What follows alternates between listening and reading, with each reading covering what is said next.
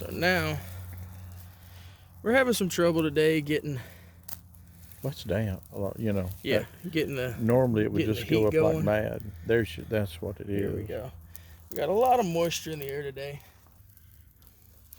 You'll notice I've got this bed of limbs underneath my pile here. This is deliberate. This is to allow the moisture from the ground to not set into the fire.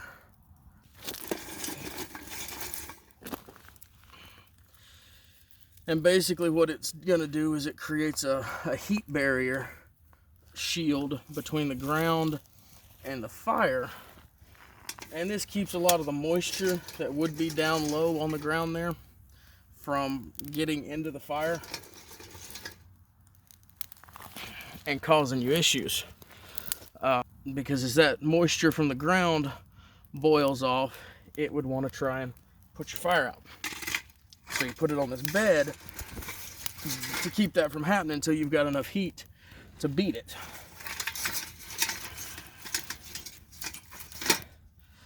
The other thing you never want to do when adding fuel to a fire, you don't want to put too much too fast.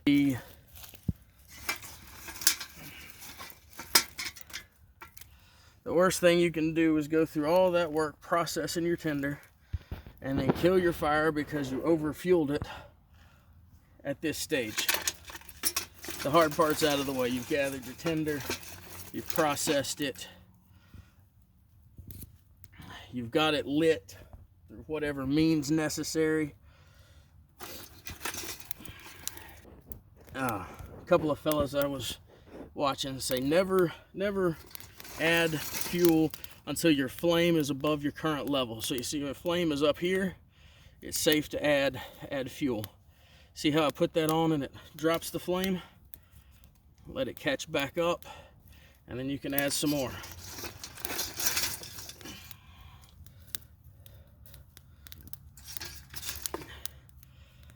Add some bigger stuff in there as you go.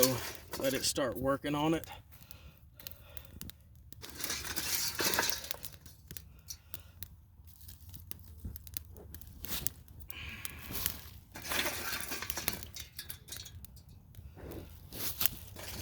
And I mean, that's about all the tinder we're gonna need. You can start adding in some bigger stuff here.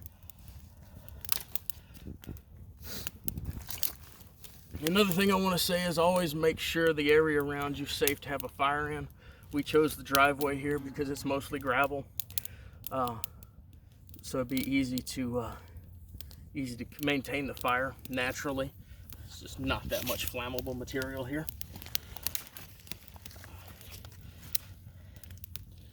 Shoot, that fire feels good. Right?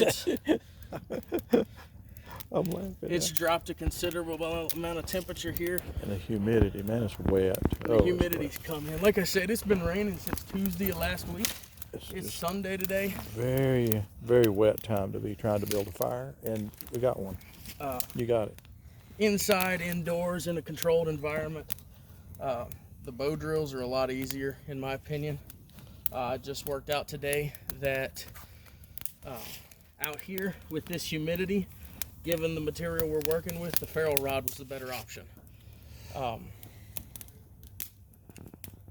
That doesn't say one's better than the other. What that says is having the knowledge and having the equipment working together to get the fire going. You know, there's no one perfect answer. There's no one perfect method. The more you know, the better it is, the easier to survive. All right, guys. A little bit of time has passed here. My cameraman had to go run feed the cows. We're down here at the family farm. He ran down to the barn to feed the cows. In the meantime, while I was off camera, I built me a little cook pot rig.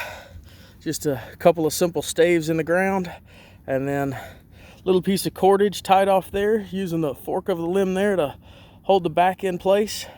Runs out here, holds my little cook pot over the flame. We got some pork and beans in the pot there, getting heated up over those flames. This is a real quick, simple system. and you can move it around. You can change your orientation of the boom there with the back stave, and get you some dinner going. Today I tried to limit the amount of tools I had, even with it being super humid out here. Running my Fisker's hatchet, my Fisker's limb saw, and then running my Gerber knife, and then the Ferro rod. I'll post links for everything in the description below. Also, a shout out to my dad, who was my cameraman for me, for helping me get this going. And you know, even though the bow drills didn't work in today's climate, having a secondary source of fire starting in our arsenal got us dinner cooked. So just because, you know, one system doesn't work, having those redundancies is what survival's all about. So appreciate your time. This has been Techno Lord. You have a good one.